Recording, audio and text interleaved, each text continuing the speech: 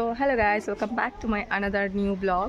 তো তোমাদের সাথে আজকে শেয়ার করব আমাদের বাড়িতে মানে কি কি গাছ রয়েছে, এক্স্যাক্টলি আমার বাবা কি বুনেছে। কারণ শীতকালে তো জানো তোমরা সবাই, মানে শীতকালে সবাই গাছ লাগায়।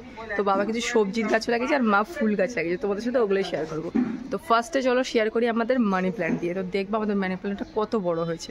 সো চলো দেখো। তো গাইস দেখছো আমাদের মানি প্ল্যান্ট গাছটা কত বড় হয়েছে। মানে এটা এখানে পেঁপে গাছ ছিল, একটা পেঁপে গাছটা কেটে দেওয়া হয়েছে, পুরো বেয়ে বেয়ে উঠে গেছিলো।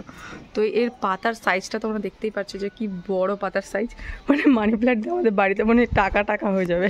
তো এত বড় মানি প্ল্যান্ট গাছটা যে একটা মানে এত বড় পাতা, যের মধ্যে থাকাও যাবে খাওয়াও যাবে, ঠিক আছে। সো এখানে হচ্ছে একটা বড় আম গাছ হয়েছে, ছোট মানে প্রথমে ছোট ছিল, ছোট থাকতেই আম ধরেছিল। আর এখানে একটা রয়েছে পেয়ারা গাছ। বাড়িতে পেঁপে গাছের অভাব নেই। আর এখানে তো মানি প্ল্যান্ট ভরে গেছে একদম, দেখতেই পাচ্ছ পুরো মানি প্ল্যান্ট দিয়ে জায়গাটা ভরা। তো এখানে একটা সাদা কালারের জবা ফুল গাছ আছে। সবই এগুলো গাছের ডাল কেটে লাগানো, সবকটাই গাছ হয়ে গেছে। এখানেও রয়েছে, এখানে সাদা টগর ফুল গাছ রয়েছে, দেখতে পাচ্ছ। শীতকাল তো এখন টগর গাছে অত ফুল ভালো ফোটে না, তাও মিনিমাম ফুটে রয়েছে। তো এখানেও দেখতে পাচ্ছি ছোট্ট পেঁপে গাছ, যেখানে পেঁপে হয়েছে দেখো।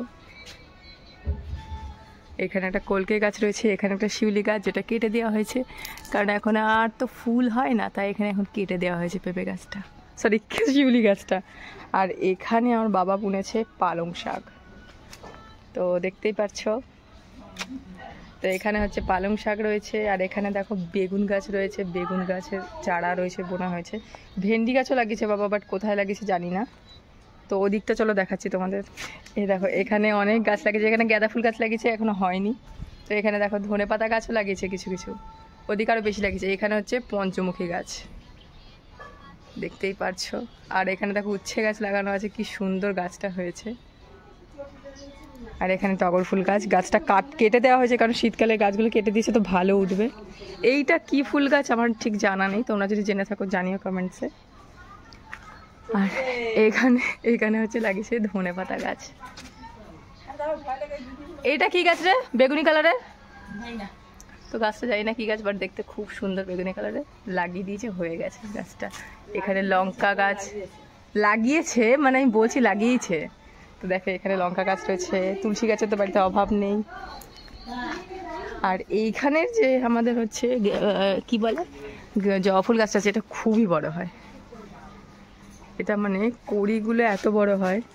আর ডেলি আমার মাকে সকাল 5টার সময় উঠে, ঠিক আছে চলো দেখো। আর প্রত্যেক দিন সকালবেলা উঠে মাকে সব ফুল তুলে নিতে হয়, নাহলে ফুল চুরি করতে সবাই চলে আসে।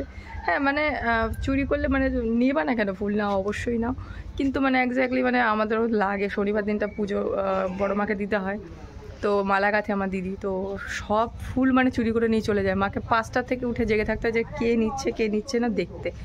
তো আজকেও ফুল চুরি করে নিয়েছে মা, মানে গুনে রেখে দেয় যে কটা ফুলের কুড়ি রয়েছে, তো সেই বুঝে দেখবে। হ্যাঁ আজকেও চুরি হয়ে গেছে, মানে শনিবারে তো মাস্ট হবেই চুরি।